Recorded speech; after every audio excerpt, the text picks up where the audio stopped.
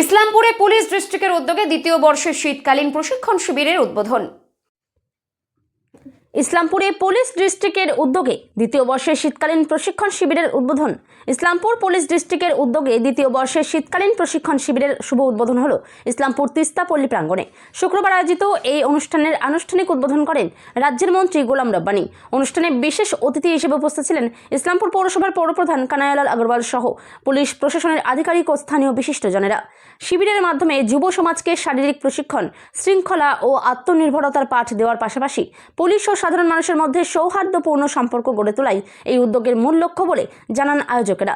উদ্বোধনী ভাষণে অতিথিরা এই ধরনের প্রশিক্ষণমূলক কর্মসূচির গুরুত্ব তুলে ধরেন এবং ভবিষ্যতে আরও বৃহৎ পরিসরে আয়োজনের আশাবাদ ব্যক্ত করেন। মানে যে এখানে যে উদ্যোগটা দেখলাম, এত মানে একটা অকল্পনীয় একটা উদ্যোগ, কিভাবে আপনার মানে করছেন? এই গত 2 বছর ধরে করে যাচ্ছে। আমরা এটা লাস্ট ইয়ার থেকে শুরু করেছি, মানে উইন্টার ক্যাম্প। মানে বাচ্চাদের অ্যাকচুয়ালি উইন্টার টাইমের অনেক বাচ্চাদের ছুটি থাকে, অনেক স্কুলে ছুটি থাকে এবং ওদের একটু মানে ওয়েদারটা টোটাল ভালো। তো স্পোর্টসের জন্যে টিপিক্যাল সিজন উইন্টার সিজন আমার মনে পড়ছে ভালো ওয়েদার আছে। স্পোর্টস মানে এরকম একটা জিনিসটা is very essential for the development of a human being. আমাদের একটা সাধারণ মানুষের ডেভেলপমেন্টের জন্যে অনেকটা ইম্পর্ট্যান্ট আছে ফিজিক্যাল অ্যাক্টিভিটি। একটা ভালো হেলথ থাকলে আমাদের ভালো মেন্টাল ডেভেলপমেন্ট হবে এবং সোশ্যাল ডেভেলপমেন্ট হবে। শুধু এটা নেই, ফিজিক্যাল ডেভেলপমেন্টের জন্য এরকম নেই, স্পোর্টসের মানে আমরা বাকি লোকেদের সাথে ইন্টারাক্ট করে ভালো বন্ধুত্ব বানাই, আস্তে আস্তে ওদের সোশ্যাল ডেভেলপমেন্টটা ঠিক থাকে। সো আমাদের একটা ভালো সিটিজেনকে তৈরি করার জন্যে, একটা ভালো মানুষকে তৈরি করার জন্যে শুধু পড়াশোনা করলে হয় না, ওটা স্পোর্টস একটা এসেনশিয়াল জিনিস আছে।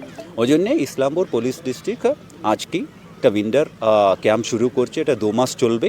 অলমোস্ট 250-এর কাছে বাচ্চারা রেজিস্টার করেছে।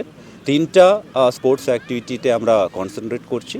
1 is football, 2nd tennis, lawn tennis, 3rd is UAC মানে আনআর্মড কম্ব্যাট। মানে এটাতে সেলফ ডিফেন্সটা উপরই শেখা হবে। তো ওটাতে বাচ্চাদেরকে স্পেশাল ট্রেনারগুলো আছে, আমরা ওদেরকে ট্রেনিং দেবো। স্যাটারডে সানডে চলবে। ইভেন ওদের প্যারেন্টসকে আমরা এটাতে পার্টিসিপেশনের জন্য ইনভাইট করছি। যদি ওরা ইন্টারেস্ট থাকলে ওরা বাচ্চাদের সাথে পার্টিসিপেট করতে পারে। আশা করছি এই ক্যাম্প থেকে বাচ্চারা কিছু মোটিভেশন পাওয়া যাবে এবং ওদের লাইফের এই খেলাধুলো ইম্পর্টেন্স ওরা বুঝে যাবে এবং ওটা কন্টিনিউয়াস ওরা করতে থাকবে।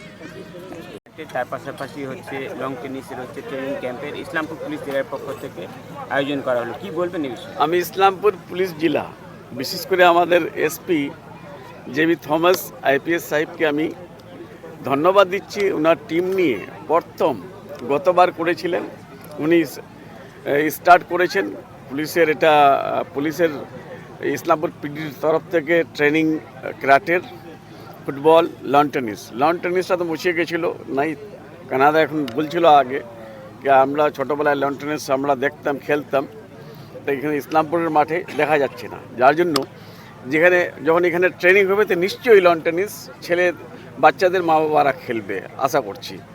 আর খেলটা আমাদের ইসলামপুরে ফুটবলটা আগে থেকে ছিল, ফুটবলটা ভালো আমরা এখানে খেল দেখতে পাই। ক্যারাটেটাও স্টার্ট হয়েছে। এগুলো করলে বাচ্চাদের ভালো এক্সারসাইজ, নাম্বার 1 ভালো স্বাস্থ্যর দিকে ভালো হবে, 2 নম্বর পড়াশোনার দিকে ভালো হবে। আর আমরা সবসময় বলি হেলথ ইজ ওয়েলথ।